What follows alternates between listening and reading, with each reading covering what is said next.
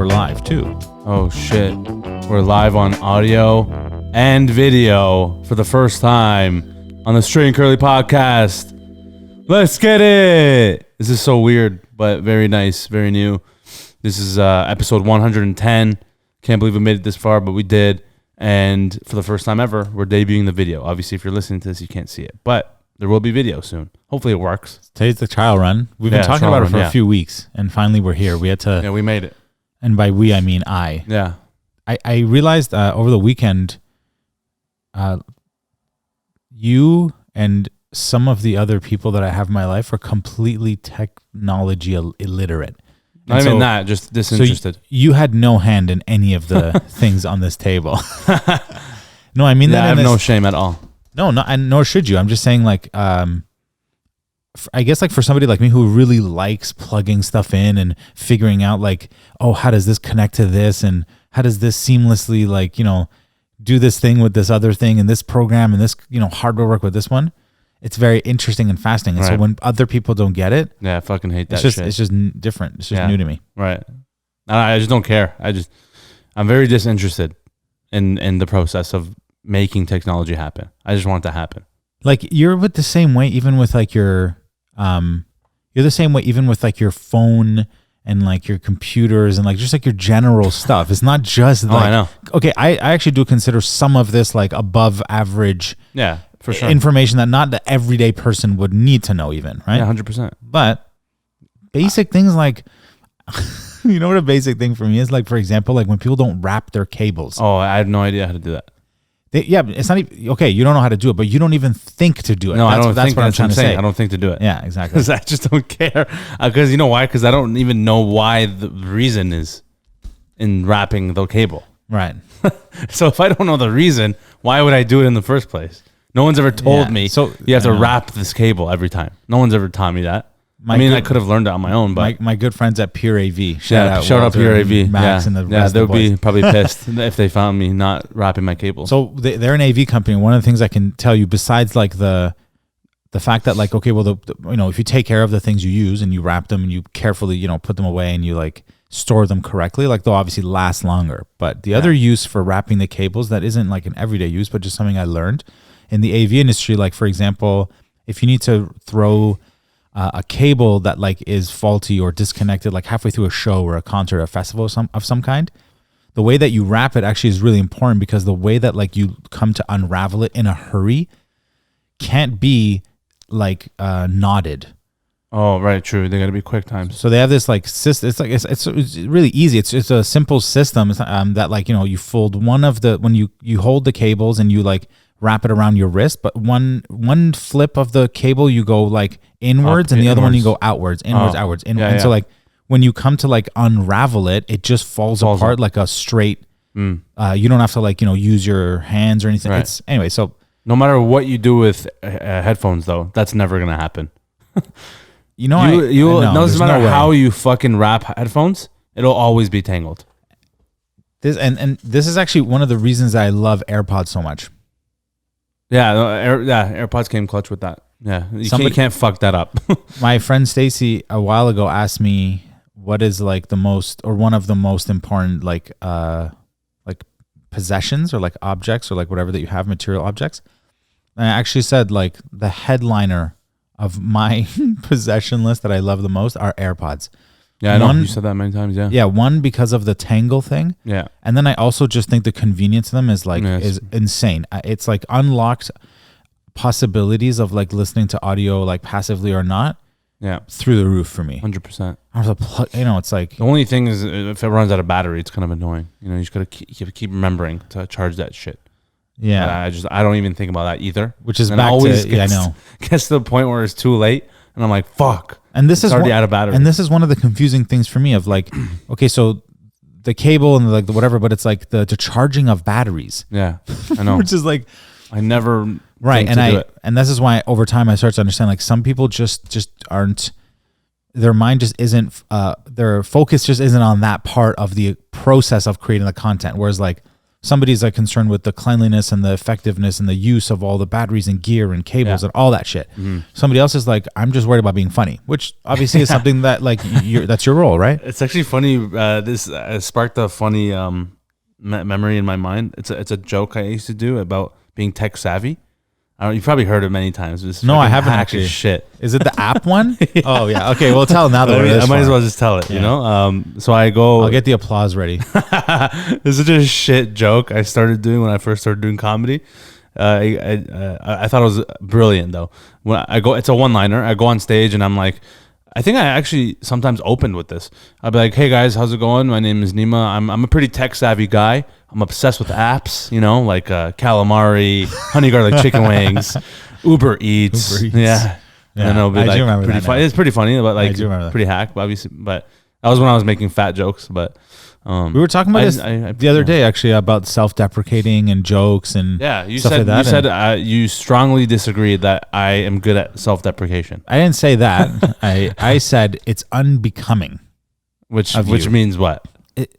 It means like first of all, it's purely my personal like subjective like opinion of you, but my sort of like the formation of the idea I have of you as a person in my mind doesn't have the inclusion of a person who is, I don't know how to put it, like is good at self-deprecation. I don't know if there's such thing as being good at it, but like it's just unbecoming. I don't know actually how to define it properly with how I speak and stuff. You're saying, yeah, like okay, you know what might be a decent parallel actually is like you know when sometimes have you ever had this experience where sometimes like you have only heard somebody's voice and then you see their face or meet them in person, you're like, oh my god, I never thought.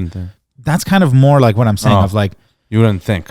Yeah, because the way that I know you as a person and the way that like I've seen I don't know, your mindset change on just like yourself and your self-esteem and your outlook on your vision and like all, I don't know, just like all of it as an entirety. It's not necessarily one aspect or another, but it's like the whole cake. Yeah. Instead of, not each ingredient. Right. I love cake. Who doesn't like cake? Doesn't add up. It just doesn't feel like you. Doesn't match my look or my style. Yeah, that's what I'm saying. But you're saying this now. But before, when I first started doing comedy, it worked. Because I was way in a different place mentally and everything, right? Physically. Yeah. So I think it made more sense before. Yes, more sense, but now. But still not 100% sense. Yeah. I still felt that way even then. I was like, because part of this is like, maybe it's part of me like being a performer of my own in a different context. Like, I just never thought that like the way that you looked should matter to the craft that you're doing on stage, or like in this case, like in your case, literally on stage, as in there are lots of short, tall, fat, skinny, this, that, other kinds of people who are funny and not, and so I just always saw it like I don't know, there's so many more things you could make fun of. I could not even make fun of. That's not even the way to put it. Like make light of. I think. So I think make fun of feels like it's like you're taking jokes at the expense of something or someone, and maybe you are. No, I don't know. I mean, I don't know. I feel like it's a fine line. Making fun. When I say making fun, I don't necessarily mean it in a bad way. I just mean it like I don't joking around. Like for me, it's like I'm just roasting you or fucking around. It's like that for me.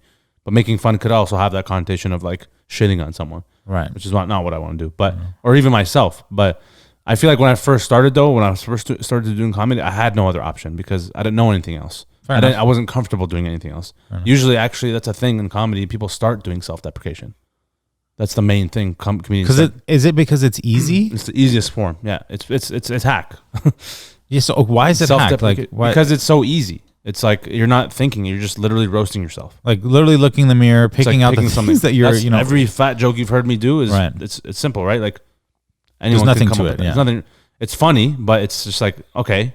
But what else? But no, not even what else. It's like it's not that hard to come up with that joke because it's already written. It's already there. It's like I didn't like really make it. I just kind of. Oh, that's fair. I'm just presenting me being fat in a funny way. Fair enough. You weren't actually creating something from like the a story inside. Or like an inside or like a perspective. Yeah, there's no perspective. It's just like fair here's enough. me being I'm fat. I'm ugly. I have a nice eyebrow. Stuff like that. Right. They're good. Like sometimes it's good non sequiturs. As in like what does that mean? Non sequitur? Never heard that before. Yeah, it's like it's a comedy term where it's just like a random line you say in the middle of your joke. Oh, And okay. there's no like meaning to it. It's just like a funny sentence to say, and while you're saying the joke or some shit. It's just a throwaway line. Non sequitur. Non sequitur. Sequitur. So like, there has no meaning to the joke or Right, a it's just flow. a funny To, word. no segue. It's just like a But that's how I felt about it when I was starting. Though I was like, I was very comfortable, most comfortable making fun of myself more than anyone else, because I feel like in order to make fun of other people, you have to make fun of yourself first. So that's why I feel like I built that foundation from the beginning of like, well, I gotta be comfortable roasting myself first, because that's the most important thing, is you have to be comfortable with yourself before you are comfortable making jokes about other people. Because if you're not shitting on yourself, how can you shit on other people? But I don't mean it that way of like being negative, but you know what I mean? Like, it's just more Make light just, of. just Yeah. making light of yourself before other people I feel like it's much better. It's easier to segue into that. So then, how does this? Not just right away you start fucking roasting other people. Right. So how does this style evolve over time? Like you obviously. You just get comfortable. It's more so just like it's just the foundation to get comfortable on stage, and get the reps in, get the pumps in. And then I meant like in the sense of like, okay, so you go from self-deprecating to like original. Yeah, just like other jokes, original like, comedy, original content. Yeah. And then I'm sure people have asked you this on, I don't know, podcasts and interviews you've done in the past. I actually don't think I myself have ever asked you this, but what do you find funny? It's probably That's very vague. That's hard. Like, specifically my sense of humor, you mean? I guess. I mean, if your sense of humor is the thing that inspires the things that you say on stage, then yes. But sometimes maybe I'm asking like, what is it about, like, or what is, like, what are you, what observations in the world make you think, oh, this would be a funny, like, part of my act or something like that? Honestly, anything, but it sounds vague, but I mean, like, by anything, I mean, I don't have a limit on what I think is funny. I don't like box myself in and be like, oh, I only think dirty jokes are funny. Right. Like, some people do that. They just love just the dirty stuff. Like, or some people love just, I don't know, nerdy tech jokes, or, you know what I'm saying? Some stuff like that. I just kind of allow myself to be open to laughing at anything. But mainly what I do find funny is cultural stuff, is dirty stuff, like, do you find offensive stuff. Do you find things that are like, do you seek things that are ironic a lot, or like things that are sarcastic, or like things that are like maybe a different way to ask the question would be like, do you think that, maybe it's like a really basic version of this, but it's like, do you think that, when people get like hurt or fall or slip or something like that, there's those people. Physical humor, yeah. Sure. And then there's like the people who find, irony, I'm sure, is one of them. Like, I don't actually know what. Right. Yeah. You get what I'm saying? There's different kinds of comedy. Like, there's slapstick comedy, there's physical comedy, there's what's blue comedy, dark comedy. There's so many things. Can you describe this for us? Yeah. And for us, I mean me and everyone else who has no fucking idea what. I've heard slapstick all my life, and I can maybe conjure up like probably what it means, but Ricky Slapstick. Yeah, exactly. Yeah. So this is where my knowledge of comedy comes in. Where I learned this in my first 2 weeks of doing comedy at Humber in the comedy program. Sick. We're about to get free tuition, fellas. Yeah, legit. And like, I don't know. Yeah, I fucking loved learning about this shit, even though it's just like so light. It's just so fun to learn about. But shout out to my stand-up teacher, Larry Horowitz. Hopefully that guy's alive still. But so this guy, so he gave us a list of types of comedy, types of humor. So there's the obvious clean humor, which is you like clean comedy, no swearing, no vulgarity, stuff like that. But innuendos are considered clean comedy because you're not technically saying what you're saying. That's you're the suggesting beauty. it. You're suggesting it, and that's the best part of clean comedy is the audience is thinking what you're not saying, pretty much, and out loud. And what is it? What is that called? Innuendo. Innuendo. Okay. So it's like it's just an innuendo, and that's the one of the best things as a comedian. If you could do that, then obviously you're really good and you're smart. which is really helpful. Is it basic, like the logic behind it is like you set people up to a very like impressionable direction, and then you don't finish it like the whole way, because what's much. Unsaid is like part of like the sort of imagination of the audience, or sort of like their own interpretation. Okay. All right. Yeah. Like you're saying something without saying it. You're suggesting suggestive. Right. You're saying like, oh, I fucked her in the ass without saying I fucked her in the ass. Right. Like, you know what I'm saying? Like you're completely not even saying that. You could have made any example. Why? That's the first thing that came to my mind. Yeah. That's why I like dirty jokes. But, of course. Okay. So that's innuendo. Innuendo is clean comedy. And then there's slapstick comedy, which is like, it's very, like people who fall, or like they fall and like they hurt themselves. Is it like Jackass? Like kind of like, yeah, that's Jackass. Okay. Slapstick. It's like people falling and getting in pain, and people laugh at that. Okay. So that's slapstick. It's goofy shit. And then physical comedy is similar to slapstick, but physical comedy is more like things you do with your body, like how you move your face and your neck and your arms. So like Jim Carrey and Sebastian Maniscalco. Yeah, those guys are physical masters at physical comedy. Jim Carrey is a prime example. Okay. Yeah, that's physical comedy.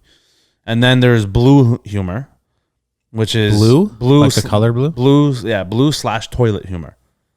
I'm not gonna like this one. Which is all about like shit and like piss and stuff like that. Like just like excretion, like jokes, stuff like that. I fucking hate that shit. Like, but that's including like cum and stuff like that, like liquids, like everything. Yeah, it's weird, but yeah, that's a form of comedy humor. And then there is, what am I missing? Oh, obviously dirty humor, which is like, I don't know, talking about sex and stuff like that, like, which is similar to toilet humor. It's like blue humor. Dirt is technically dirty, same shit. And then there's dark humor, which is you know what dark is? Like you're making fun of killing babies. Jesselneck, like what would you call like Jerry Seinfeld? Like what? He's clean. He's completely clean. Clean. Yeah. And then Jesselneck's dark humor, like Joey Diaz is straight toilet humor, like blue. Right. And then green is there's another color. Yeah, green is very well. Actually, green isn't a form of humor. It's more you're the type of comedian you are. So green. You're a green comedian. That means you're a beginner. You're a noob. Oh, you're very green. Okay, got it. Yeah. Yeah, you're very new. Yeah. And then I think that's pretty much it, unless I'm missing something. And then there's And what do you consider yourself? I'd say more. Oh, actually, and then I'm missing another one, which. Observational humor, which is the other. It's a main. I feel like that's like one of the main ones. It is one of the main ones. It's like one of the main comedians are. People get on stage, they tell a story. Yeah, the stories like anecdotes, right, stuff like that. That's observational humor. So I think I'm a mix of like observational and like toilet blue, like stuff like that. Yeah, okay. Dirty but observational or cultural stuff. So yeah, those are the. I don't think I've ever been clean. Maybe a couple times. I have a couple clean jokes, but I don't aim to be clean. I do find it funny when other people are doing clean jokes sometimes, but some people are they forcing it because they think they have to be clean, because it's like, oh, if I don't be clean, I'm not gonna book something, or I'm not gonna do a corporate gig, or I'm not gonna do this, or I don't know, I have to be smart. I'm like, that's a good argument to have if you want to do that, but I feel like if you're a clean comic, you better be fucking good. Like it's pretty much.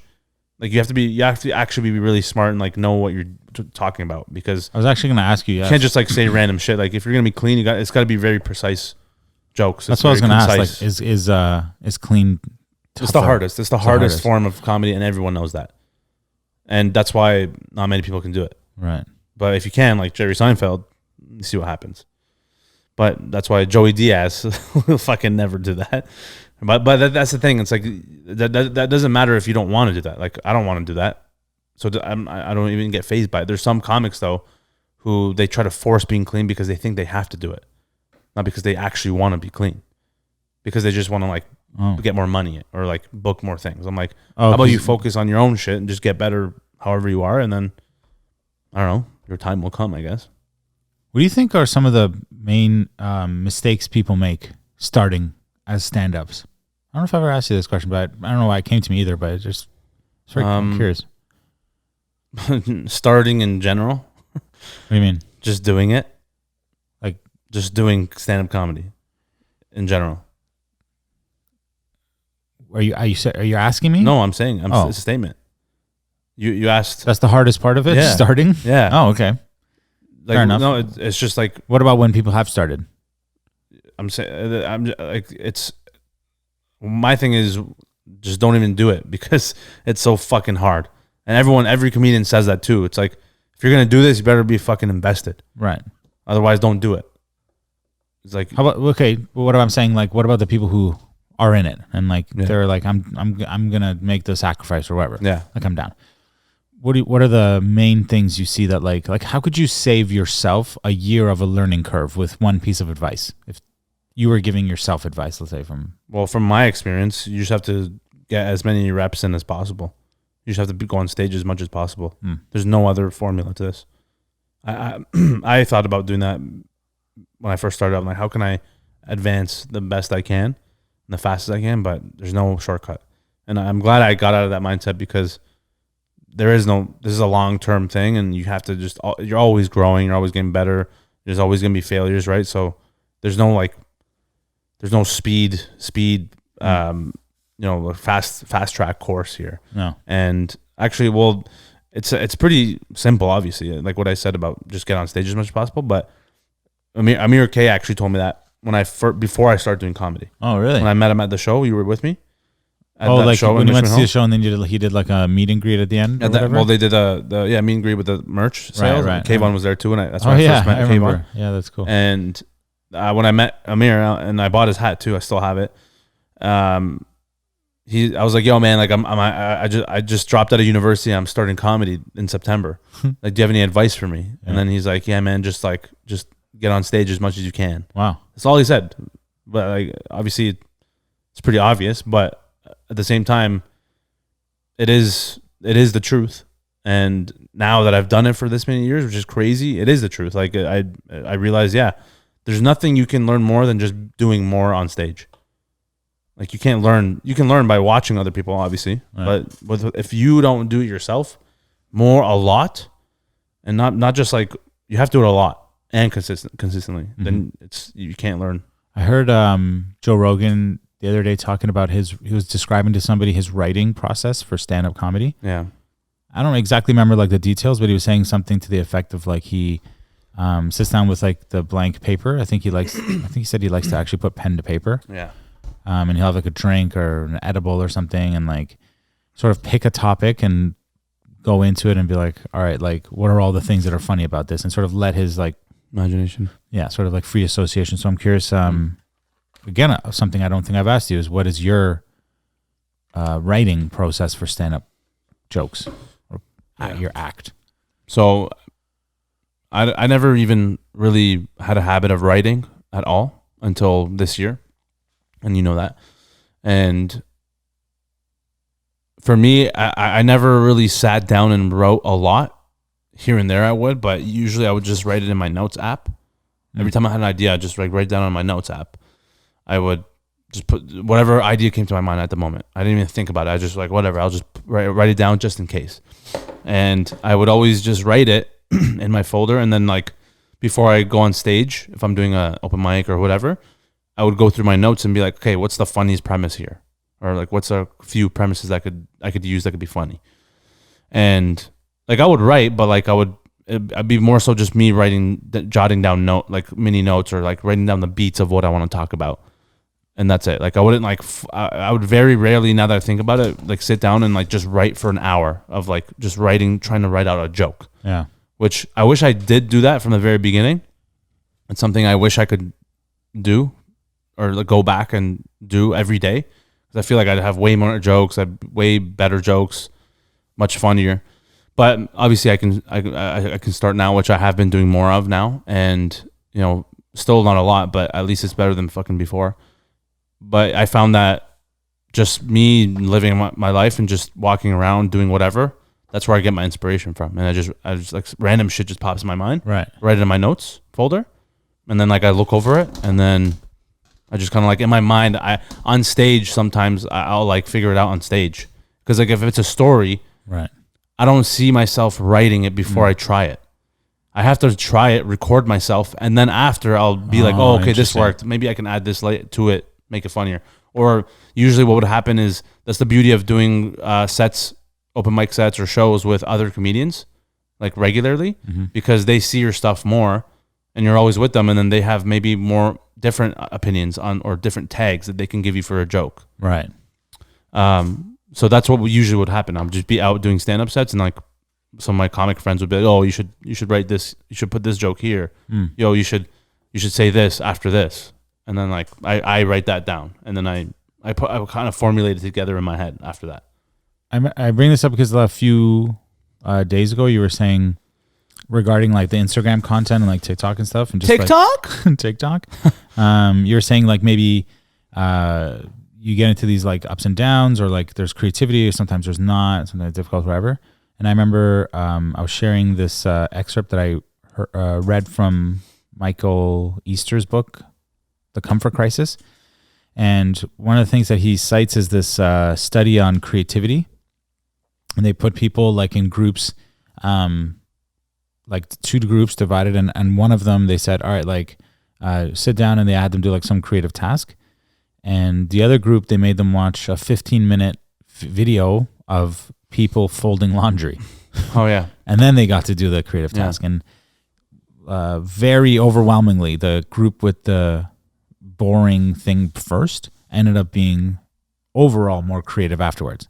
Okay. And I was bringing that up because like I do a little bit of my own writing just for myself, just my personal stuff, but I'm interested in the process of it. Like I like and I'm curious, people who are, because you're a writer in a sense, right? Like you're not a writer by name or title perhaps, but one of the things you have to do is write, and therefore there's aspects of, Right. And so I was curious, like, what is the process by which people find their creativity or keep it, or in this case, how do you spark it? And so when you brought that up the other day, because that sort of does tie into like what you find funny, and like perhaps, because maybe this is actually an interesting question of like, do you in your mind in some sense like separate what, like when you see something that's funny, do you separate it like, oh, that'd be a really funny skit or sketch, or that'll be a really funny stand-up, like a part of my stand-up, Yeah, well, I have 2 folders. I have one for stand-up material and one for Neema Naz video ideas.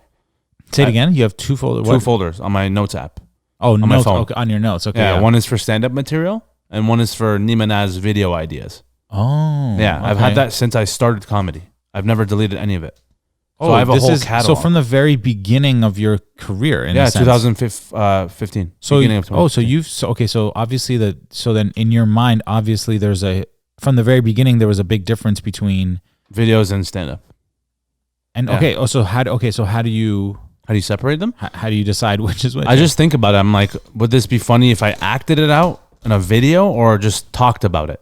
It's just like a feeling. It's just like intuition or whatever. Intuition, yeah, exactly. I just kind of over time, I would just like, I don't know, you have to just trial and error, right? You just kind of try things, and then like I've done stand-up bits on stage. I'm like, this would be funnier in a video, and I never did the bit again, and I just did it in a video, and I did well or whatever. I just felt better at the time. And then there's videos that I make every word, Gary, every word. There are videos that I create that actually transition into me doing it as a stand-up bit. So I've done it vice versa as well, where I'm like, oh wait, this would be a funny bit on stage if I just like add some stuff to it. So it's like sometimes it's like they both work or one or the other. And over time, I learn which idea is better suited for what platform, video or stage. I guess I could imagine like the people who are just stand-up comedians or are just sketch actors or whatever, probably have to they probably face like the, I don't know, not the resistance, but like they probably face like the hurdle of like, until they put it out or on stage or online, they don't know like, and if it doesn't work, it's like you probably have to like, you keep faulting over the same mistakes, because you don't have a second outlet of being like, oh fuck, it didn't work here, I'll just put it here. I think this speaks to like people's this is why flexibility is important, right? Like having multiple skill sets. Yeah, and typically there's a rule of 3 for stand-up is if a bit doesn't work after 3 times, then you gotta trash it. And what do you consider working? Like getting a laugh. Right. Just like even if it's one laugh. fucking measly laugh. Actually, okay, so this is another, I want to, so when you tell jokes on stage, how much do you appreciate when that one fucking person who's like probably like, and I asked this on the back of knowing what it's like to perform in a different kind of stage, but like even if there's that one or two or a group of little people on a dance floor or something who are like loving it, everybody else is like, you suck. Yeah. How does that feel? It feels fucking great. Especially if a new material works for the first time ever, you're trying it. It's like, yes. it's like godlike. It's Wow. I want to fucking streak outside. I'm so happy. Best day ever day. Best day ever day. Shout out to Austin. Yeah, legit. It's nothing beats that feeling. And like another feeling that's just as great is if you kill on stage as well, like the whole time. Right. Yeah, that just would like be good. Laughing back like crazy. Have you had nights like that yourself? Or what? like start to finish for the most part, or from the whole set maybe? 100%. Just rocking the house, so to speak. Yeah, I remember definitely a few solid moments of that happening. But yeah, I haven't had too many of them, but I've had a few of them for sure. Right. Because I haven't done it. I haven't been doing stand up for that long. I know, which is crazy to think because I've been doing it technically for like 4 years. But like also had 2 years off too. Yeah, 2 years off, but not on choice either. Yeah, not on choice. But also like most of those sets I've done were open mics or shitty shows. The actual real shows I've done I've done really well. Right. Because there's audience. Like, but that's the thing, because of all the shit I went through with open mics, not having an audience for so many years, and then finally you go on stage in front of real people, it's way easier. Yeah. It's so much, and that's where you build that confidence and that's what keeps you going. And then like, but then the thing is, even when you have audience, there's times when you bomb super hard as well, which has happened to me more times than not. How does bombing feel? It's equally fucked and exhilarating at the same time, because you definitely have to explain the exhilarating part for people, because I'm sure nobody's thinking that. Well, trust me, because you think bombing, you're like, oh fuck, like I'm cringing, like I want to dig myself a hole and die and get off the face of the earth, which is kind of true. But over time, the more you bomb, the better you get at it, and the more comfortable you get at bombing, which is something I finally got to after a few years. For the most part, if I'm bombing, I'm like, fuck, okay, well, this is great, and then I just kind of like I talk about me bombing while I'm bombing, right, and that's what makes people laugh. So I'm comfortable doing that now. Where I like that maybe isn't a way to loop it back, like in a form of self-deprecation, like in the moment. Yeah, that's a weird way to do it. Yeah. Actually, maybe that's what I'm saying. That's why I feel like I'm good at that, because I'm a people person. I have a great personality on stage. I'm likable, right. So I can be self-deprecating in a way to bring people back. I think that's my strength, is bringing people back, because it's like I'm a likable guy. Like people have told me that. It's a strength. It is, and that's what I'm saying. Even though I'm bombing hard, I can still like get chuckles out of people. But it's still bombing. But right, it's like you're not like, it's not crickets. It's not crickets. Right. Yeah, it's like some smirk, some. Have you had crickets silence dead sure. too? Yeah, for sure, man. I've like literally people are just looking at you and being like, this guy sucks, bro. Like, I did, yeah, for sure, man. I've bombed so hard, like inside a comedy club too, like a few times. Wow. Like full room, and like everyone's staring at me. Oh my I'm like, God. fuck. Yeah, and so what's going through your mind at that point? Like, I'm sweating, man. I'm so hot. Like my body's just like every second rising. feels like a month going by. It's terrible, man.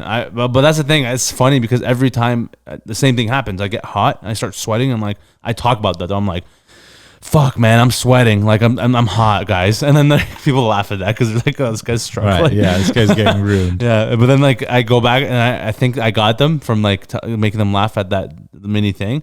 And then I start telling a new joke and then flat again. And I'm like, fuck. And then are you thinking to yourself, like, I'm not going to get invited back here? Yeah, for sure. Yeah. Or I'm like, I'm going to quit like after this week.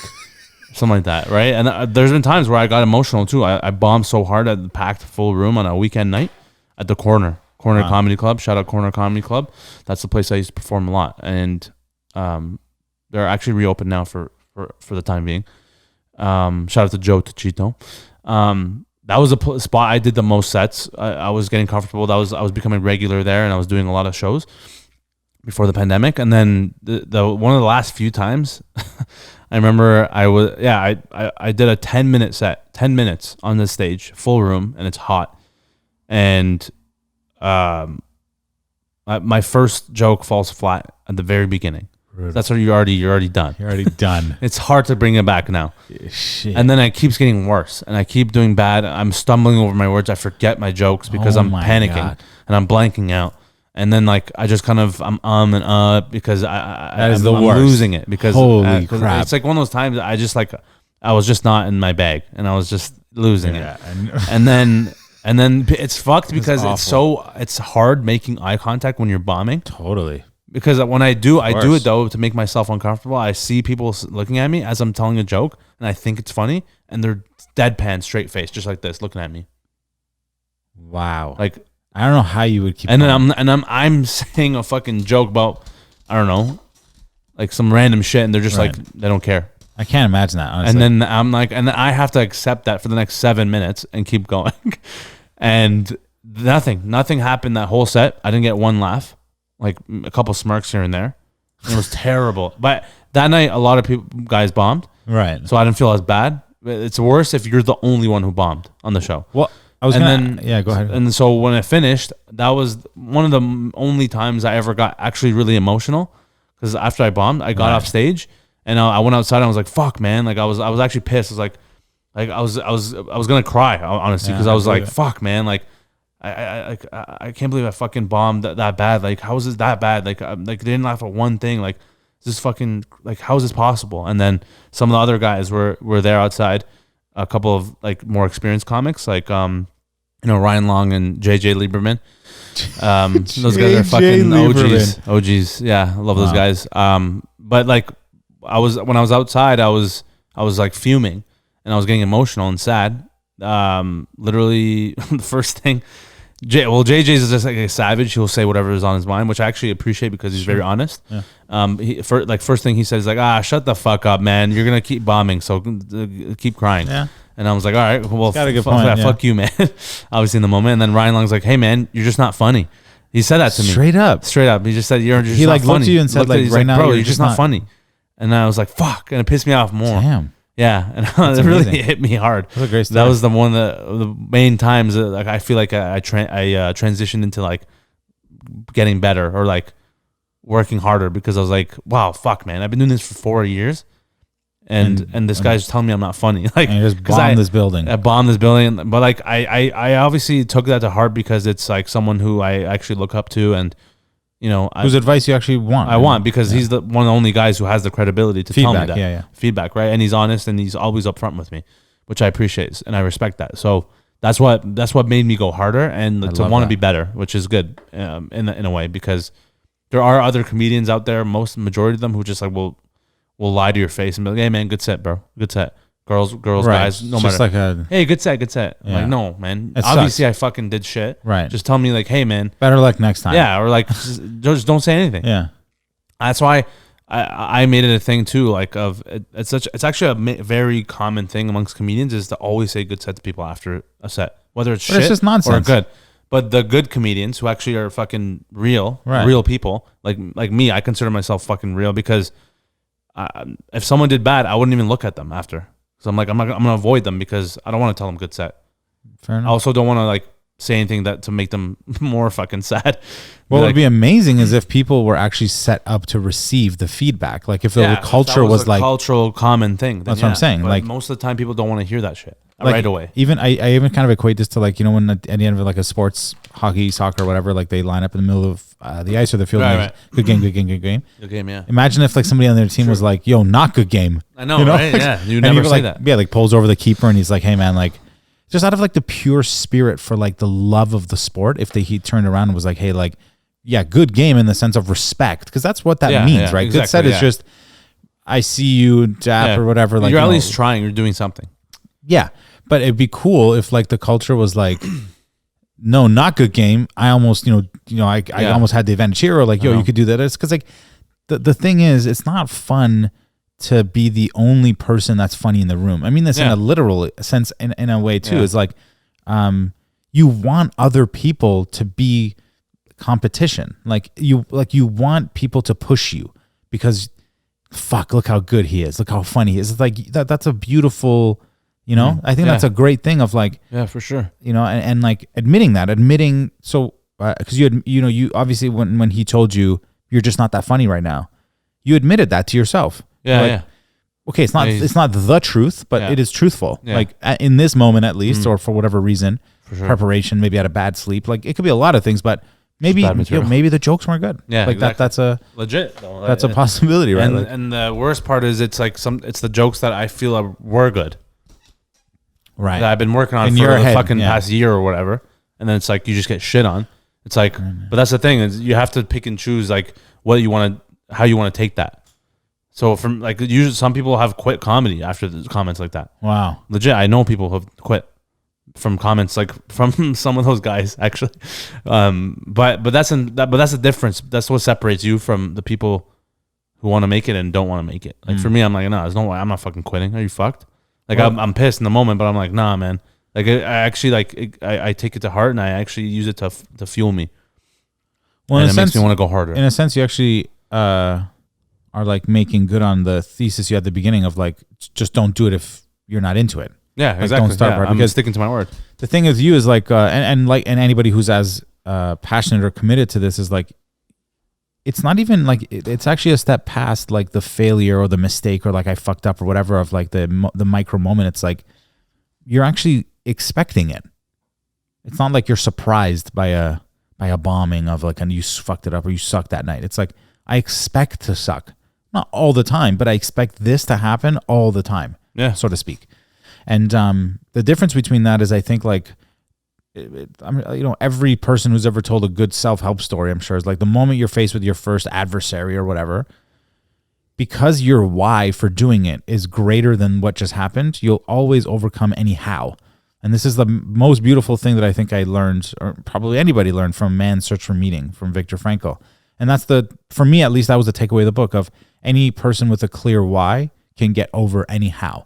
And so his why obviously was to stay alive. And he's like, I'll endure any suffering and oppression and obviously like, crazy shit that happened to humans in that part of the history of the world.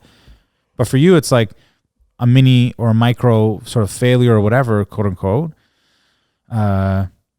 is again, something that isn't like it doesn't phase you. It's not definitive. It's not going to phase you out, at least. Maybe it phases you a little bit because, like, it's actually good that it phases you. It's just like it kind of jolts you a little bit. You don't want it to, jolt you to the point where like you're burnt to a crisp. Quit, right? But I think this all comes back down to what you were saying earlier, which is like the reason you keep going is because the love you have outweighs the micro like moments that doesn't feel as good as it does when you love it. Do you know what I'm saying? Yeah. Like it, so 100%. Yeah. I think it's so powerful to have that thing that makes you just want to keep going and you don't question the keep going part. Yeah. Well, that's what happens when you actually do what you want. Like for me, I have no other option. So I think it's good that I think it's good that people who like either think they're funny or just interested in stand-up comedy in whatever sense, like go to amateur night, try it, get it out of your system, do it once, twice, whatever. But I feel like this and some of like, I've said this to people about like cooking and like virtually any craft or any like sort of art of any kind, like you really have to love it. Yeah. And I hate how over said like that is, or it's so repetitive, but like it's really profound wisdom, honestly. It is. Because you can't equate, working in let's say in a restaurant, like depending on the role you're playing, but you can't really equate like that, that cooking and like that thing to just like any job you could get off the street where like, I don't know that there's people who are passionate about data entry, just as one really easy example. Maybe there are. I don't think there are though, right? Like, so I can kind of understand why you would, out of necessity, just go get a job, anywhere, so to speak, just to fulfill like, some money or resources you need. But I think that like the idea that we're just going to get people off the street to like play this role in a kitchen, and that's just the one that I know, so I'm using that one. But stand-up comedy, obviously, like I think there's a difference between, you know, dip your toes in it and just see if you like it, and that's, you know, maybe it's not even something, you know, you just want to cross something off your bucket list, like for sure, that's cool fine, too, right? Yeah, as long as you're not really, no. but you're not talking about. So well, as long as you have that intention to do that, right? But if you're dropping everything to do comedy, that's a different story. Maybe which is what I did.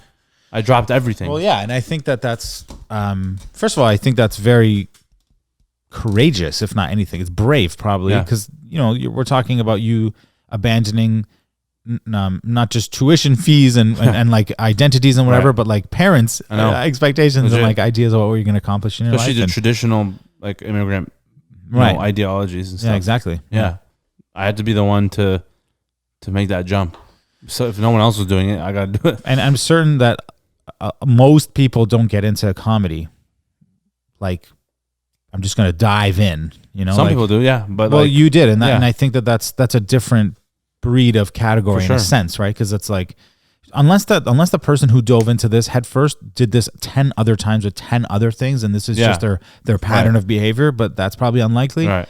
For the people that like go into this, it's like, I think it's an interesting thing to break apart and unpack of like, what was it or what is it about comedy or whatever the art is that made you go fucking like from the dry land into the deepest part of the pool in one shot. Legit. Right. And well, maybe you can actually speak to that a little bit, because I think people know the story of how you went from U of T and like you did a year, you realized this is it for me. Maybe I'm just recapping it quickly for people. Like went to University of Toronto, did the same program I did. I loved it, sort of.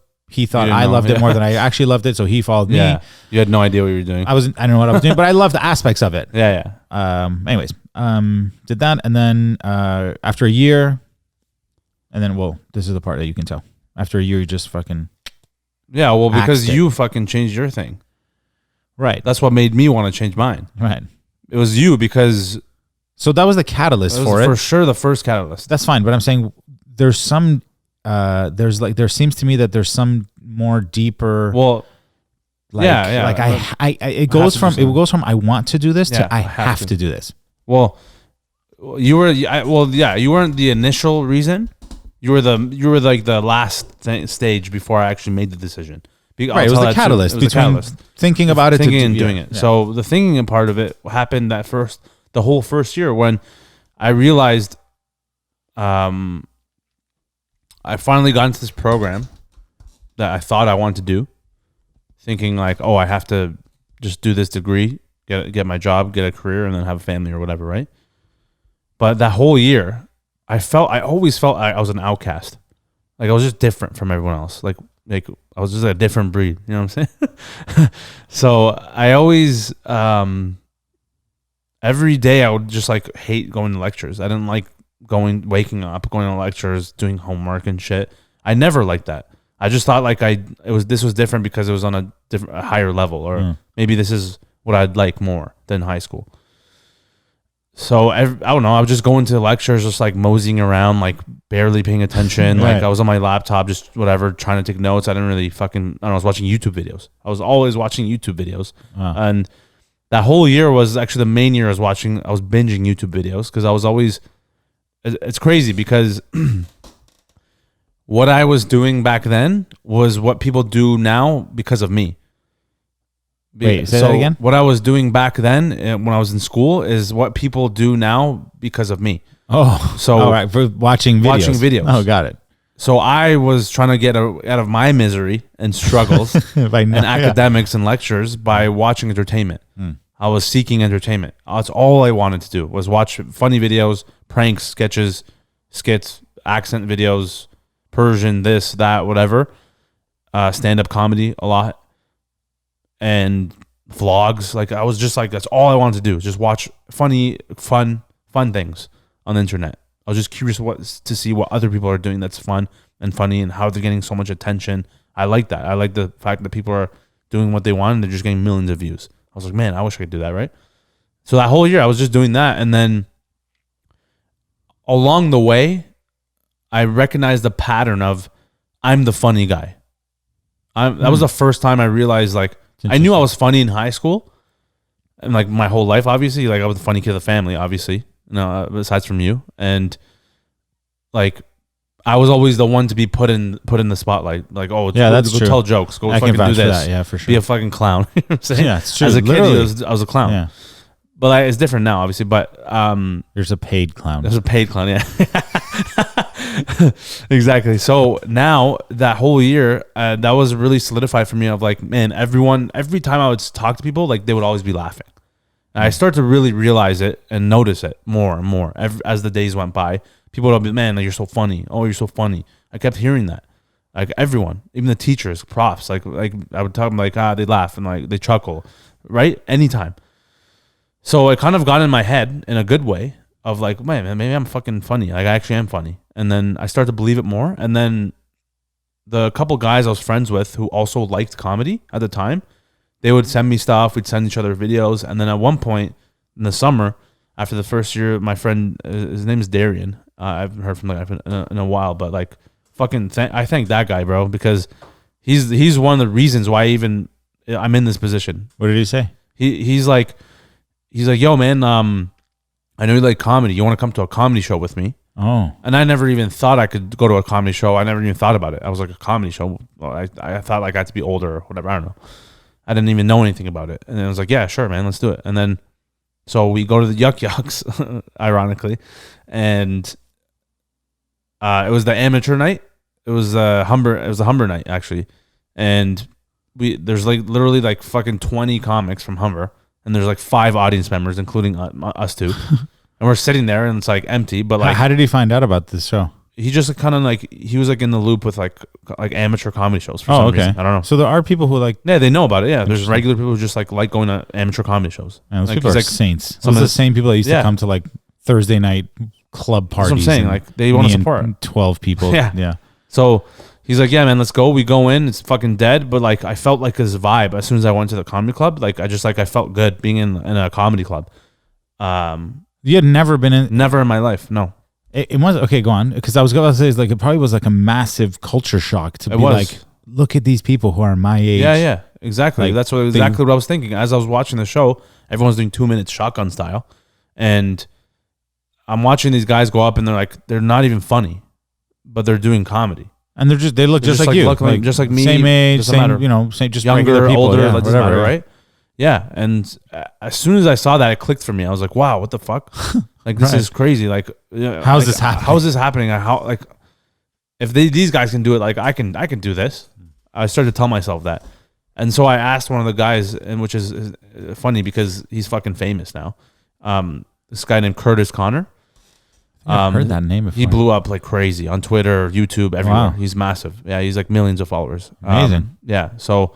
He was on that show, and he was in first year at the time, and and he was a nobody. But like I asked him, so this was a year before you started, pretty much. It was a year. The year that's when I dropped out. Amazing. So I asked him, I was like, "Yo, man, like, what's this like Humber show?" And he's like, "Yeah, man, like, this is like we're all in like the Humber comedy program, and we just do this every Tuesday night." I imagine like when you heard someone that that GIF of Andy from Parks and Rec when he's just like. Yeah, exactly. Yeah. I imagine your face just being like, this exists? This is possible? Right, yeah, that's what I'm picturing. Yeah. So when I heard that, I was like, what? No way. That's sick. So like, what? Like, how did you get in? And he told me like, you have to apply and then audition to get in.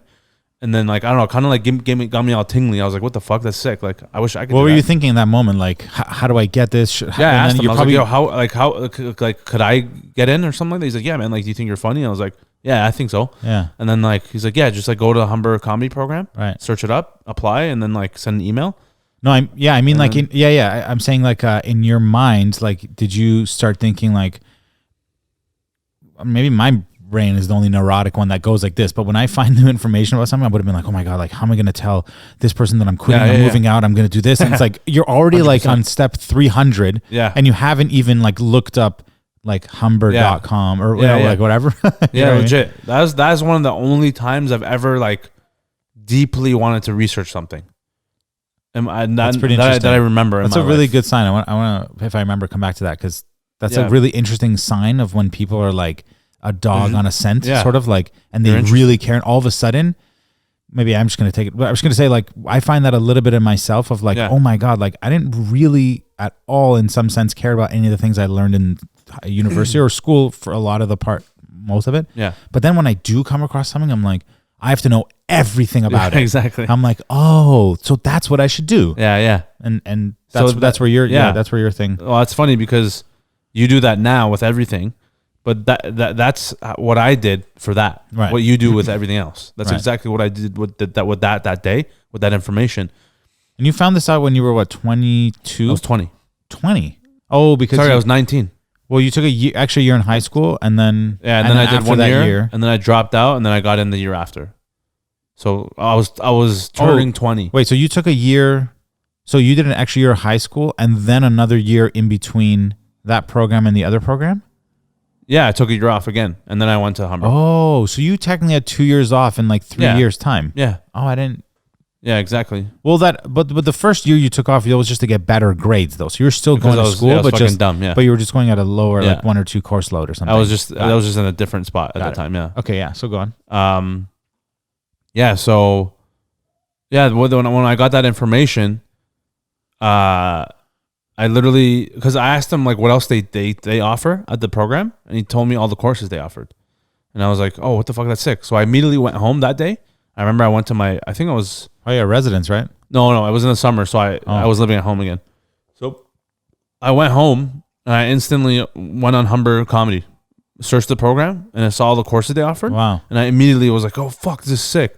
You couldn't believe it. Fun. I couldn't believe it. I was like, "Yo, this is possible." And like, this is finally. I was like, "Finally, there's something for me." Like you literally found a clown college. Literally, like literally, literally, it's like finding gold. And I'm like, I have to do this. Like, how do I do this? And like, I instantly, all those thoughts were racing in my mind. Like, I got to drop out. I got to do this. Like, how am I going to tell? Like, how's this going to happen? And then, within that same week. So all this happened in the span of a few days of me talking to that guy, my friend Darian being like, come to the comedy show. Me coming home, researching the courses. And then like a few days after, I think, you were telling our parents that you want to switch your career. Yeah. Because you finished the program that I was in, but that I dropped out. But then you also didn't want to do that. No. You didn't even want to do the next thing you did. No, I didn't want to do that either. But the point here is that you did something that not a lot of people even have the courage to do either, is to switch over, right? They just kind of stay in the same, they suffer. But you're like, nah, fuck that. Like, you didn't even want to do anything, but that's different. Yeah. But you at least made the decision to change over to something else. That's one of my, later in life, I found out that this is one of my strengths. It is, yeah. You're very comfortable, like, just changing your mind or changing, you know what I mean? It didn't work out. Next thing. Yeah, which is a good, in the grand scheme of things, now that you think about it, I'm like, I agree with that. That's great. So when that happened, that sparked in my mind. I'm like, oh, fuck, man. Like, well, and you're older than me. So if, you know, because I did care about what our parents thought or what you thought, right? In a way. And so when I saw how they reacted to you changing and them kind of being supportive and being like, yeah, all right, well, you know, like, that's what you like, that's what you want, right? Yeah. When I saw that was enlightening, and also when that was modeled in such a pleasant way. Fair enough. Finally, I was like, oh well, maybe I can do the same thing, and that's what happened. That's what made me make the decision. Wow. To be like, I'm dropping out. I'm not even asking anybody. I'm gonna do it. What were some of the courses that you remember seeing that you liked? Or were excited about? Everything. Fucking stand-up comedy was the first one, main one. Like, you're probably reading this and just being like, it's unbelievable. How is this possible even? Yeah, exactly. I'm like, you didn't even know this existed. No, I had no idea. Can you imagine you had not gone, like, think about how many, like, I'm certain at some point you would have gone to a comedy show in your life. Probably, yeah, for sure. But think about the moments of serendipity of like he thinks to himself, I'm going to go to a comedy show. Let me bring somebody. Who do I know that likes comedy or is funny or has an inclination towards humor or something like that? Yeah. Calls you. You say yes. Yeah. You go. And this was in the summer where I was at home and I had to travel downtown. Yeah, probably took like a go bus or a go train or something. Get there, pay the money, get inside, whatever. And then there's still more steps.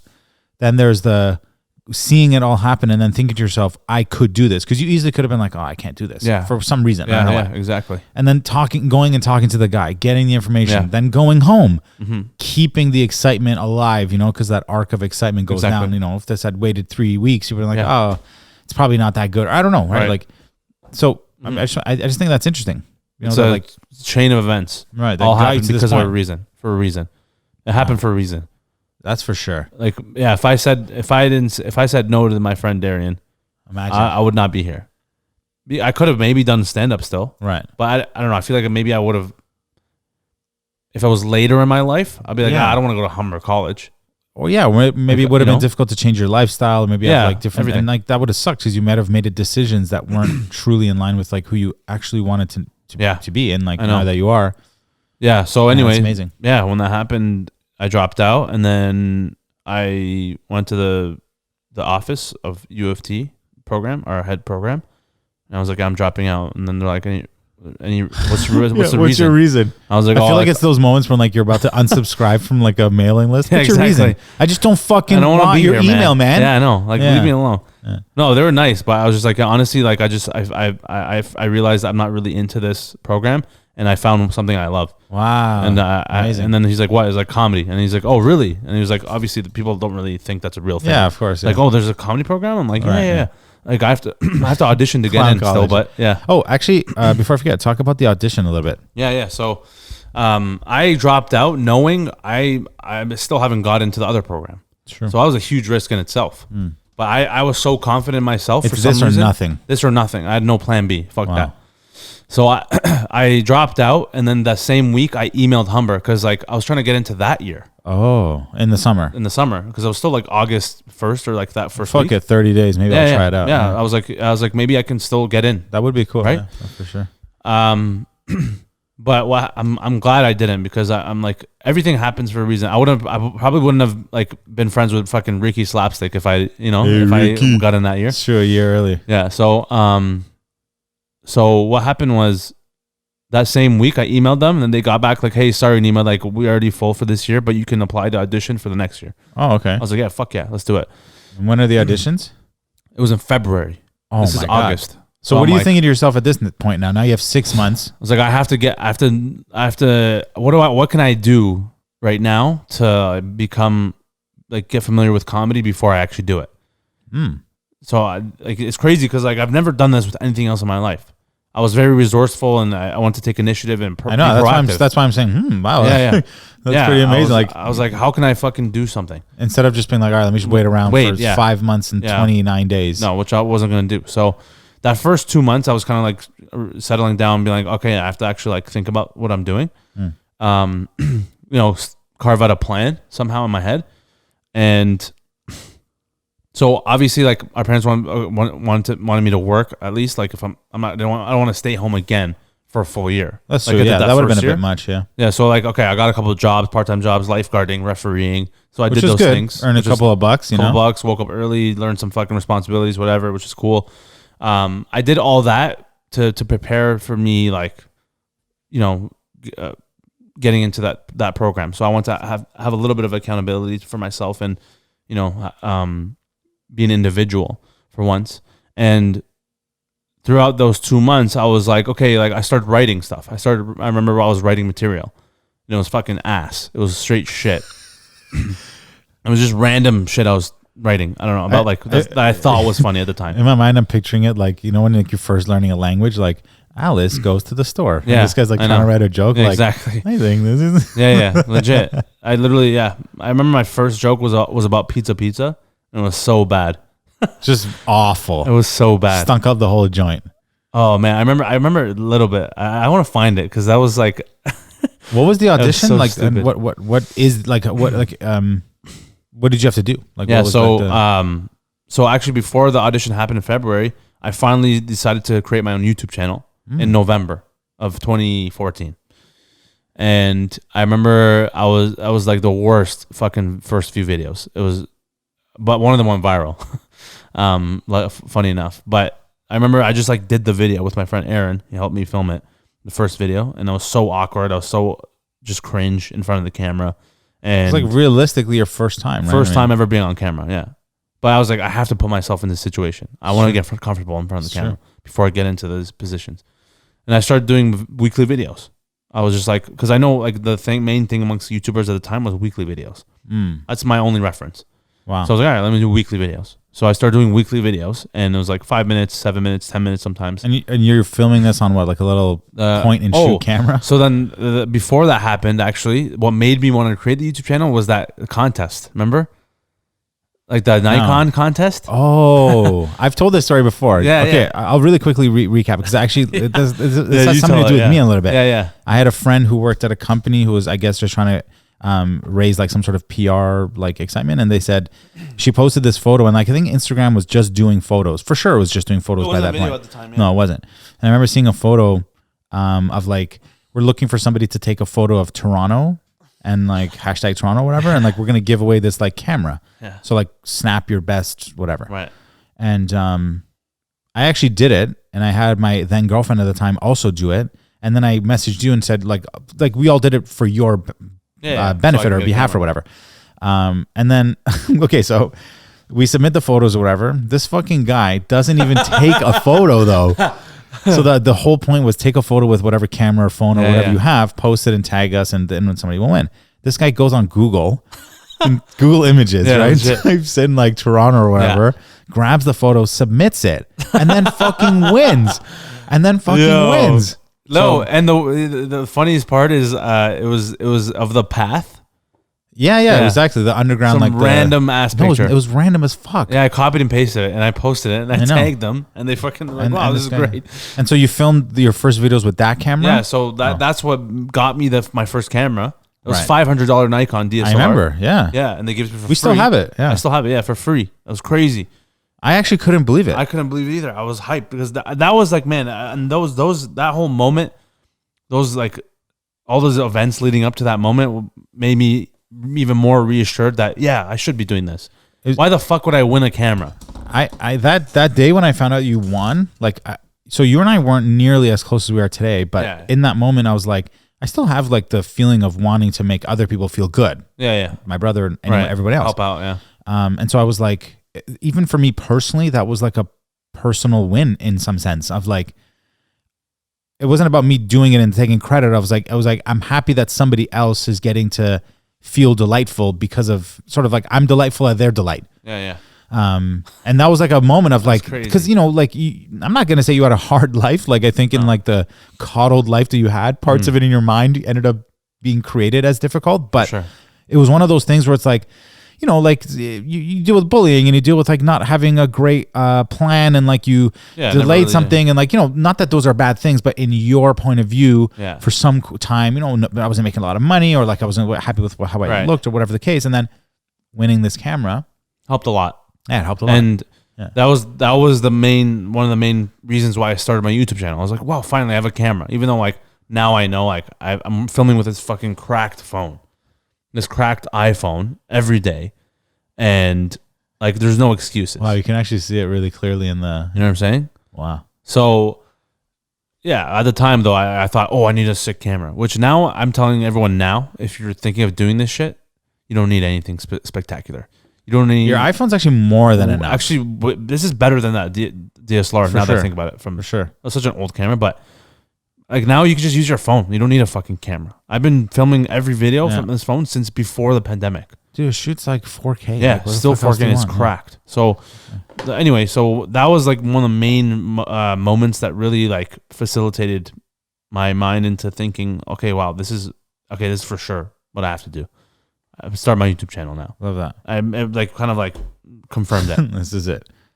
And you called it Neema Naz TV? Neema Naz TV was the first time. Yeah, I called it. Yeah, because I thought everyone else was doing TV. Right. I remember that. Vitaly TV, Roman Atwood TV, like all those guys. Yeah. And that was what made me do that. And then I started doing weekly videos. And then like it was so shit for the first few months, for even first year, 2 years. But I learned as I went because I was just like putting myself in those positions, and I got better and better, obviously, every time. Got more comfortable in front of the camera. And then the audition came in February, and you had to submit a 1-page sketch, a funny sketch, whatever, that you wrote, original, and then 2 minutes of stand-up in person, and then some improv games with the other auditioners. It's like a group audition? It's a group audition, yeah. Like but the stand-up is on your own when you're doing it in front of the judges. But when you go there. So I went there, and I remember going. I was actually fit. I swear I vlogged it too. When I was driving, our dad was driving me, and it was like raining hard. I remember vividly. Oh wow. And I was like pretty nervous. I was like, "Fuck, man! Like, what if I don't get in?" I know. I was thinking these thoughts in the car. I'm like, "Man, like I better fucking get in. Like I have to get in. There's no other way. Like otherwise, my parents are gonna be like fucking disappointed." So he dropped me off, and it was like 2 hours. And I went in. It was the first time I went into the building, and I just felt this sense of like I fucking belong here. I don't know. I felt that. I went in with confidence. I was like, I don't know, for some reason, I don't know where I got this confidence from the very beginning, but I was like, I walked in, I was like, I'm funnier than everybody here. And so I walk in and I see some of the other people. I'm like, oh, okay. Like, you know, when you like size people up, yeah. But this is like of how funny they are. You can't tell, but right, of course not. Like sometimes I looked at all the people. I'm like, man, like these guys don't look funny. I'm funny. And there's some girls too. And I'm like, yeah, right. I don't think women are funny. So, but no, so I did the audition, and they started with, stand up. So they started with the stand up. You submit your sketch at the time, and they read it later. So I went in and I did stand up. I was like one of the last ones to do the stand up, and I go in, and they're like, "Hey, how's it going?" There's 3 teachers. One's the head of the program of comedy, Andrew Clark. Shout out to him. And then there was, I think, Linda Ellis. She's one like the assistants of the head program. And then there was another teacher. I forget who it was. But like they're one like the comedian teachers, like either teaching sketch or improv or stand up. And so I walk in. They're like, okay, so just like tell us your name and just get into your stand up. And I was like, oh fuck, okay. And I was like hoping I fucking don't forget my lines, because I wrote it on like 3 pages. I wrote out everything. Wow. I don't know what I was doing. I was like, fuck it. I'm just going to write it out. And it's 2 minutes. I forget the story I was telling. I think it was about like something about me being Middle Eastern and like how like, I didn't say I'm going to bomb because I knew that was like so obvious at the time. Hack, yeah. Too hack. But I think I did something along those lines. I forget. I wish I could remember or have the sheet. But yeah, I pretty much talked about me being Persian, like have nice eyebrows and like, like girls are jealous of me and stuff like that. Like I have bigger tits than them. Like that's where I started, right? Wow. That was a self-deprecation, and they were laughing. They were loving it. They actually loved the whole set. I did 2 minutes, and they loved it. And then they're like, "Oh, okay, great." And then this is the part I vividly remember, which I'll never forget. When you finish doing your stand-up, they ask a couple questions about why you want to be in the program and why you're doing this. And I remember when I finished, I sat down. They're like, "That was great, Neema. So like, tell us about yourself. Like, where do you live? All this stuff. Like, where did you go to school? Blah blah blah." I told them that, and then they're like, "So why do you want to be in this program?" And you actually have a really good answer. Great answer. Yeah. And I told them like, "Oh well, I actually dropped out last year from University of Toronto because I felt like this is like my destiny, and like I have to do this. And I think I'm pretty funny." And people have told me I'm funny my whole life, and like I dropped out to come into this program because this is all I want to do, and I feel like I belong here. And I gave them like a really in-depth answer, and they're like really vibing with it, obviously, because I truly believed it, and I was telling the truth, and yeah, and they were like, wow, okay, that's really great. Like you actually like. Took the courage to drop out of school before you had any guarantee. I was like, yeah, I just I really believed in myself, and I was like, I have to do this, and yeah, so, I'm fucking making me emotional here. Great story. It's one that I guess I haven't had the opportunity to hear very often or hear you tell very often, but I can understand like the power of like the joyful emotion behind it, right? Because like obviously ending up where you did, because of like I'm assuming like your emotion in a sense of is probably in part fueled by, what would have happened had I not ever taken that chance on myself, so to speak.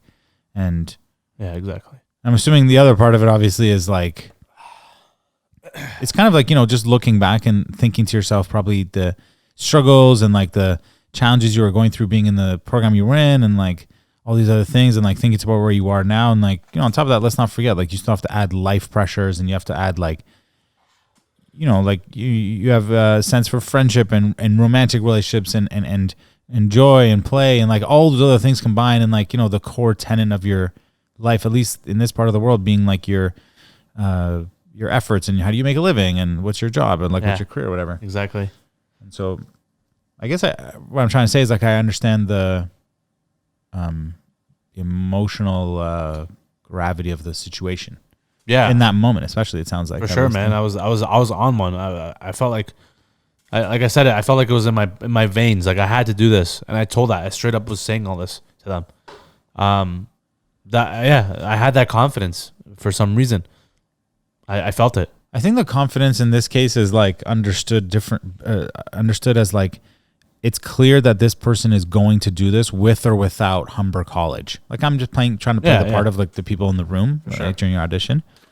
What I'm trying to say is like when you see somebody so, it's like their body is moving, like their body's like energetically like creating this vibrational energy that you get of like, this person really fucking wants to be here. And then it's interesting because at that moment, I'm assuming it's what happens on like dates when somebody's, the physical imperfections or whatever things that, start to fade, melt away, so to speak, of like, oh, maybe he's not the funniest guy. Maybe he's not this or maybe not whatever, but this guy really wants to be here. Yeah. And I think that like, this is again, like what I'm certain dating coaches probably or relationship people say is like, trying is sexy. That's it. Yeah. You know what I'm saying? Yeah. Yeah. Yeah. The effort is what matters. And they could have obviously sensed that in you that day. For sure. Yeah. And so to finish off what happened at the audition. So I was actually really shit at the improv. I didn't know how to do improv at the time. There are actually people who were experienced in improv there at the time because they did it in high school. I never even fucking acted before this. Never even got it. You still haven't done a comedy set, right? At this point? I haven't done a set yet. Right. Except for the audition. But anyway, so when that happened, even after I did that well in the stand-up, when I fucking bombed the improv, I was like, fuck, man. Like, all these people are actually better than I am. Right. I improv. So I'm like, now I'm having doubts of like, fuck, what if I didn't get in? So about 2 days goes by, and I got an email, and it was from Humber, and it was my admission. 2 days later. 2 days later. Literally. I remember. You didn't have to wait even that long. No. I thought you would have waited like 6 fucking So you know what? weeks You know what they told me at the end of it, before the audition was over. They said, I asked them, I was like, hey, like, do you know when you're gonna let people know if they got in or not? Because I was very curious and I wanted to know. After my little speech to them, they're like, yeah, we're just gonna look over the applicants. There's about like 300 people across the country who want to get in, and we only let in 30 people. Oh, really? Yeah.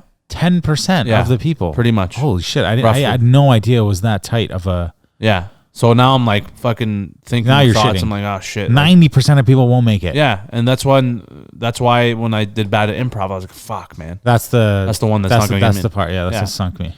But I made sure to try. Sure. No matter what. Like I told you I had the confidence. I was like, at least I fucking put myself out there. That's what shows, man. Yeah. So I definitely got in because of that. It's because I actually fucking put in the effort, and like I was being myself from the very beginning. Wow. So that's what made me get in for sure. And just like the authenticity of like, yeah, like just knowing what I'm good at and what I can improve on and how much potential I have.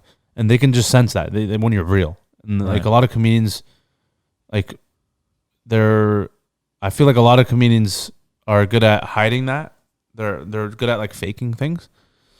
But for me, I'm like from the very start, I was like, I don't give a fuck about what anyone thinks. I'm just gonna keep doing myself. I'm gonna be myself. I'm gonna do me. I'm gonna learn as I go. I'm gonna be shit. I'm gonna be cringe. This person's gonna not like me. This person might like me. Crazy. I don't care. Like I have to. This is what I have to do. And so yeah, I got in 2 days later, and that was like fucking the best fucking day of my life. Wow. It was a great feeling. I was like, wow. Do you remember the day? I'm sure maybe like, do you remember where you were or like where you were doing? Yeah. Well, I was in their house and in the Markham house, and I was in the living room, I think. And I read the email. I was like, yeah. I read it and I was like, no way. I'm like, oh fuck. I was like tripping. I was like, no way. Because like, you know, it was funny because the same thing happened when I got into UFT the first time. Oh, when right. I got But an it email. was It was a false fucking positive? email. Yeah. False positive. And I got amped and I started to fucking cry because I got into UFT. Right. And then 2 minutes later, they sent me another email saying, "Oh, sorry, this is for another person." Like, Jesus. Shattered. So I waited like an hour. Jeez. I made sure. I was like, Right. wait, Let me this just make isn't a sure there's mistake? no repeat. Exactly. And then like no email came by, obviously. And then I was like, fuck, this is actually real. And then I actually got in. And then like, it was legit because it said, "Hi, Neema, like you did this at the audition." They were descriptive of what I did. So I was like, obviously they Right. It wasn't an accident. Yeah. No, it wasn't automated. It's only 30 people anyway, so they could do that for each That's person. what I'm saying, yeah. It's not like it was 3,000 people they're admitting. That's what I'm saying. So yeah, I got in and I was like amped. I was like, wow. Like I felt like a feeling of relief in that moment of like, wow, I finally fucking got in Nice. to something I want to do. Yeah, something you actually give a shit That about. I give a shit about and I'm good at, or I have the potential to be good at. Right. And like, you know, these people obviously like fucking see something in me, right? So that was pretty cool. That was pretty cool. And yeah, that was the start of my just like my life being different from there on. And like I kept doing my YouTube videos. I just kept pumping them out the whole time until roughly like 2017, 2018 when I kind of fell off a little bit off of YouTube. That was like when I was on peak, like after I finished Humber, and I was like peak fucking worst physical condition, mental condition.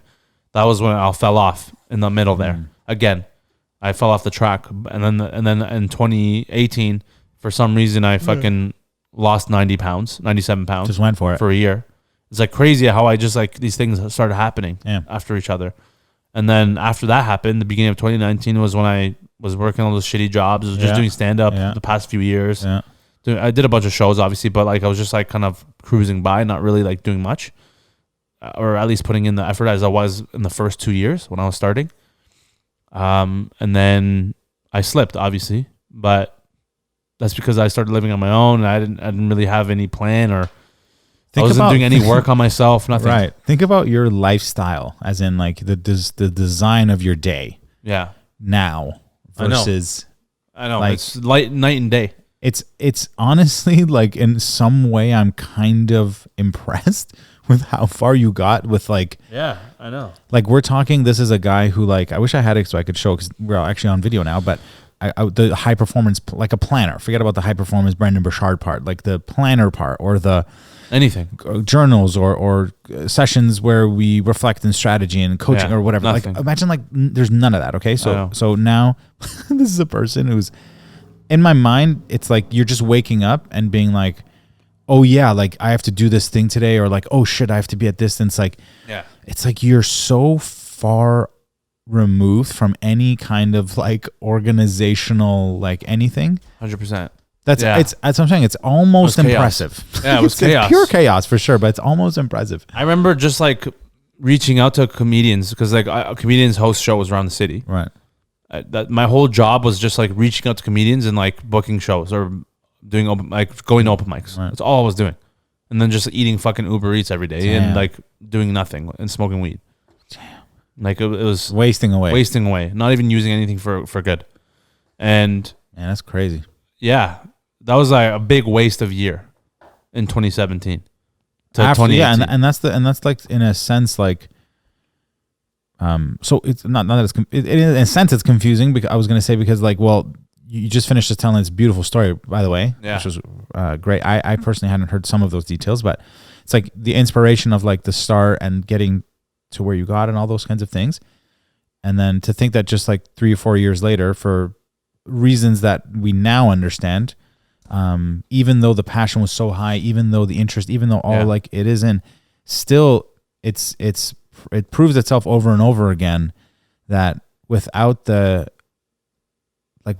platform, if you don't build something to act on, the whole thing crumbles. Like there's no foundation, there's no basis for like supporting the talent. Yeah, exactly. And there's no structure. There's no nothing. It was just like purely like it was like imagine like trying to hang your career's hat on just natural funniness or like whatever, like natural. No, you can't imagine like natural talent. Like you can't.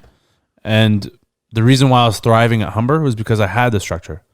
I had classes to go to. Right, So exactly. I wanted to be there, That's and right. I didn't miss a single class. I can't the whole imagine 2 you years. did. Yeah. I wasn't even late once. No, I can't. I was never late.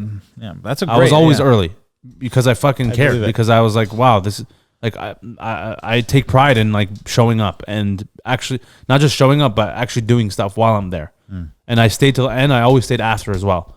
I always stayed. I was always the first one and the last one to be there. I'm imagining you actually like asking a lot of questions Always and stuff too, the whole like, time. Yeah. Because that, yeah, that's Yeah, interesting. that was that. That's what I'm saying. It's crazy because like, I Humber, I see, like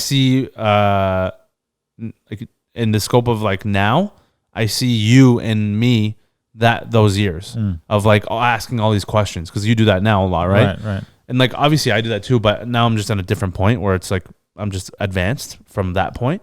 But at Humber, that's all. I just needed to learn more. It's like because for the first time I felt like I could learn something now, and I actually cared about learning it. Not that I had to learn it. Right. You So I wanted to learn it, and it was fun, and I loved it. So it's like best of both worlds.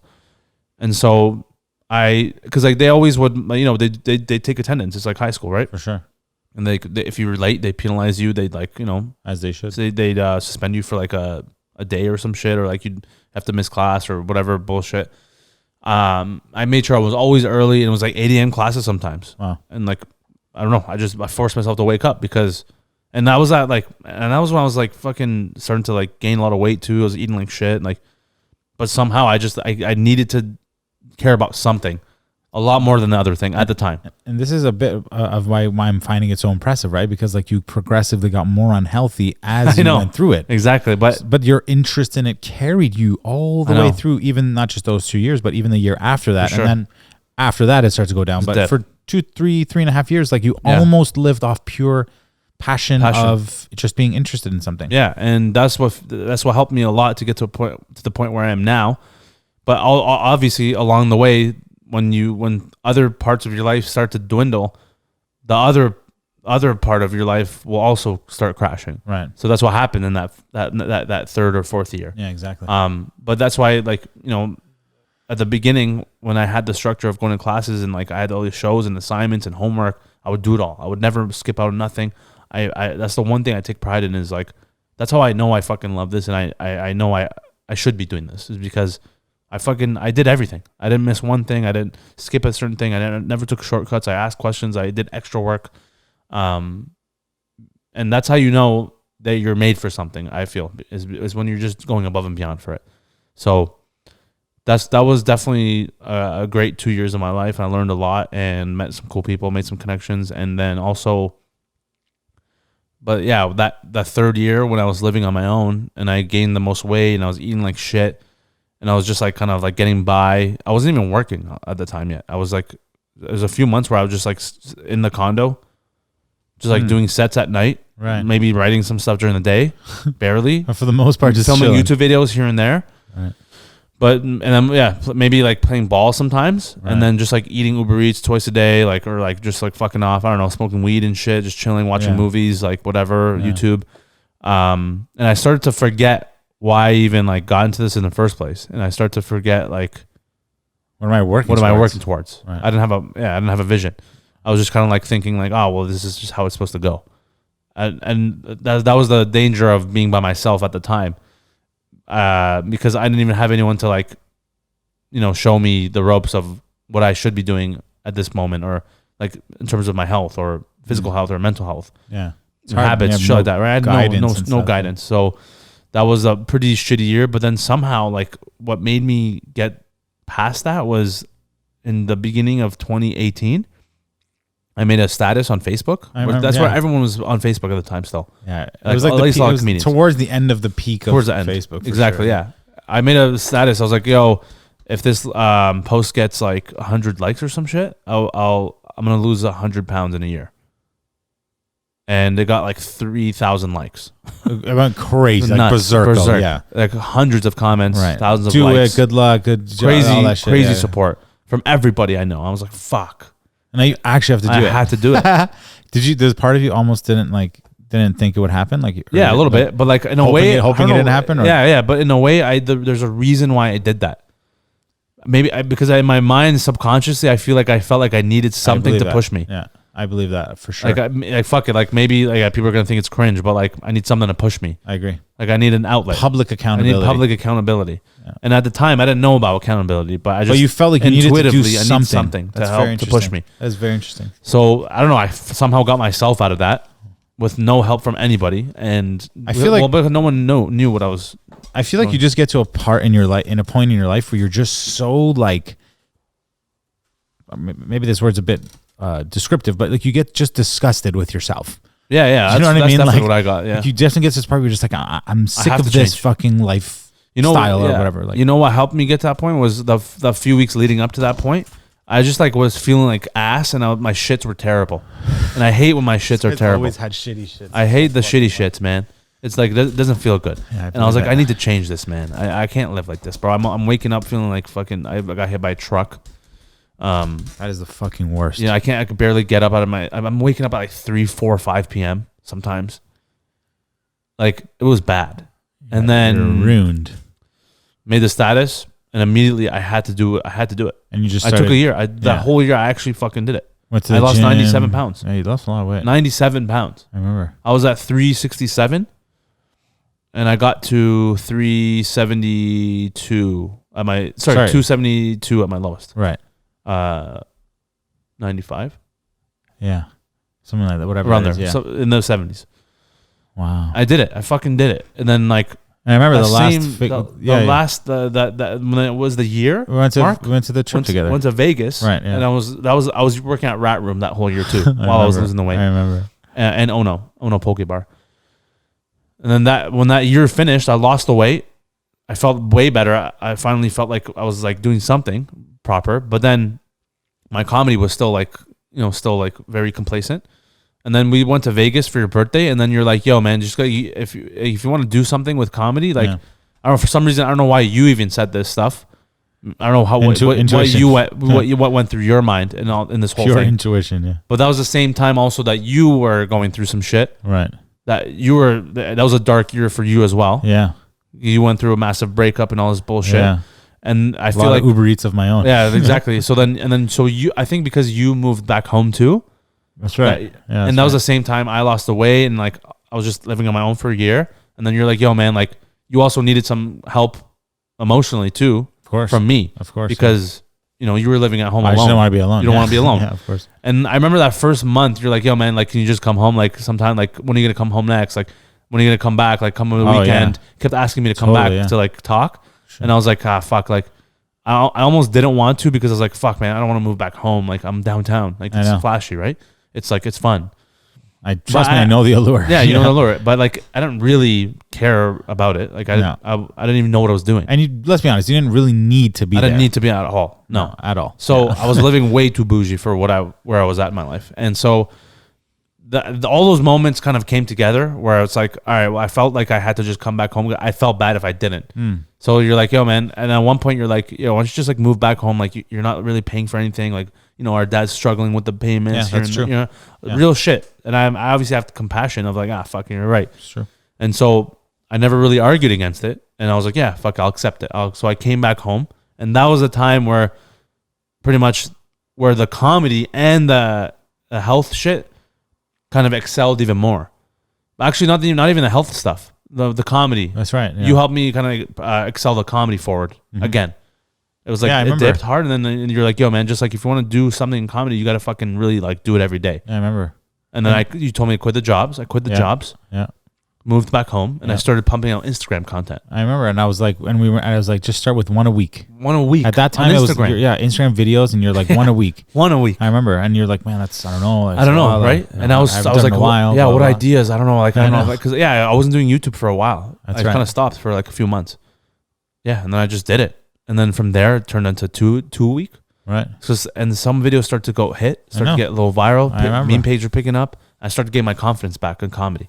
Started doing like a little better shows, you know what I mean? Like stand up. I was getting better, and then I got to like after 6 months, I started doing like daily content. I know, on Instagram. That's what I'm saying. And I started to build a little bit of a following. I know. And then I started doing better stand up shows. I went to fucking. That's why I went to Vancouver. I went to fucking Yeah, and then all this, the rest of the shit. Yeah, Ottawa and Montreal, and then, Montreal, and then like fucking Kayvon. and then some U.S. stuff. Went to the U.S. and like my health was starting to decline again. Right. Yeah. But at least my comedy was getting better. But it was like back and forth. Of like, it's just how it happens. Like when you don't have the habits in place. The habits, yeah. And that's what I. And then I think crazy. Intuitively understood. After all that, all those years of like up and down of health and comedy, finally we got to a point last year where COVID happened, which I always say is a blessing because I got to work on both at the same time for once. First time you could in my life focus on both. And it took about those year and a half or so for me to like. I said this when I think Bilal was on the show with Nadia, and I said like before I got involved, I wasn't sophisticated enough to think this like consciously, but intuitively I was like, I needed to see if you cared as much as I would want to care at some point. Exactly. And you did, and you went from one a week to 2 a week to one a day to whatever, more. And then around that time when like I was like, all right, COVID, and like I'm feeling a ton better than I did a year and a half or 2 years ago at that point. Exactly. I'm learning some stuff, like blah, blah. And it kind of converged a little bit, right? So it was like apart, and then it kind of came together, and I was like, all right, cool. Like, I'm trying to find my own reason, my own passion. What can I do? How can I support or, give back to the community, like in some sense, like in a way of like, and these things aligned. And I think it was amazing because you finally got the chance to support the person in front of the camera for the first time. Yeah, first time ever. Paying any attention to the person behind the camera. 100%. Yeah. Starting with sleep. Like literally sleep is something we're still trying to like now we're like way better. We're planets better than we were before. Like we're in galaxies different. Yeah, but for sure. Now the fine tuning, but nonetheless, this even took over a year and a half. And how many? I know. Think about how much more you lost a ton of weight, better habits, way better food. Like so much had to change just to get to this part. And I'm still not even anywhere. And we're still not even anywhere. That's the theme of the theme of the thing of life. But yeah, anyway, so yeah, okay, crazy how far we've come so far, and there's so much to go. I appreciate you telling that story today. Yeah, I rarely talk about some of those things. Actually, it was. I'm sure. I hope that if there are questions, people will ask them, and maybe we can have some follow-ups. I'm uncertain if this video will make it up to the places that it needs to be on, but if in case that it does, check it out and let us know what you think of that. It's going to be on YouTube, and maybe we might even create another TikTok account. So before we wrap it up, actually, a small quick update that you can give on TikTok. Yeah. Because is there a drum roll on this thing? No, there's no drum roll, but there's a rim shot. Will that do anything? No. Okay. All right. Tell people Well, I got my TikTok account back. All right. I got unbanned.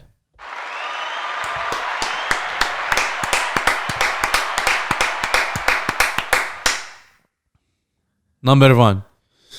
Got my TikTok account back, got unbanned, and started posting my videos now on there. And fucking, what do you know? First day I post a video, it blows up.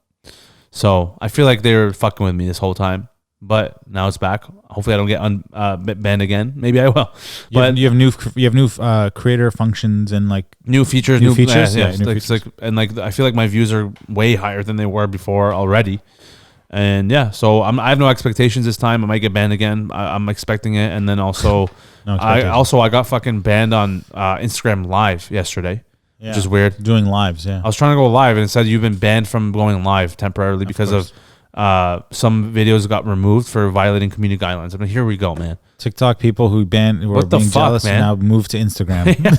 Jesus changed jobs Christ. just to fuck with you, eh? Yeah. So anyway, I'm gonna keep pumping through. I appreciate everyone listening and watching now. Hopefully it works, the video, but we're gonna post some micro content of the podcast on Instagram as well. Finally get some visuals in there. And overall, we just appreciate anyone who listens every day. And we're going to keep continuing to do these episodes for everyone. Yes, we are. And next time or one of the next few times, we'll dive into your shit. Oh, yeah. Today was mostly about me, but... Yeah, no problem. There's a lot to talk about, man. There's a lot to talk about. So, well, thank you for tuning in to episode 110 of the Straight and Curly podcast. I am your co-host, Omid, and I go by Curly. And my name is Neema. I go by straight, and it's not because of our sexuality. It's our hairstyle. And of course, together that makes us the Straight and Curly. And we'll see you next time.